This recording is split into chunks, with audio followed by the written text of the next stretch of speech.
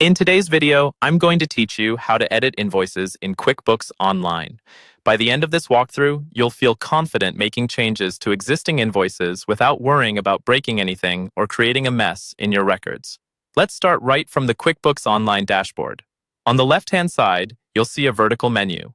Look for the option labeled Sales. Go ahead and click on that. This is where QuickBooks keeps everything related to your customers, including invoices, estimates, and payments. Once you're in the Sales section, you'll notice several tabs along the top. Click on the tab labeled Invoices. This opens your full invoice list, which is the main place you'll go whenever you need to review or edit an invoice. Next, you'll want to find the specific invoice you need to change. You can scroll down through the list if you know roughly where it is by date or invoice number. If you have a lot of invoices, it can help to use the search or filter options at the top of the list, such as searching by customer name or invoice number. Once you see the invoice you want, take a moment to confirm it's the correct one by checking the customer, the date, and the total amount. Now you're ready to open that invoice for editing.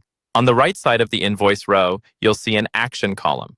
In that column, click the small drop-down arrow. From the menu that appears, choose View Edit.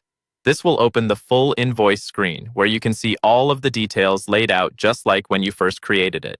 Here, you can make any necessary changes.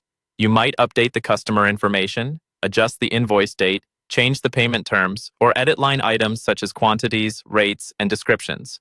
You can also correct tax settings or add a memo if you want to leave an internal note explaining why the invoice was changed. As you edit, QuickBooks will automatically recalculate the totals for you so you can immediately see the updated amount. Once everything looks correct, it's time to save your changes. At the bottom of the invoice screen, click Save and Close to apply your edits and return to the invoice list.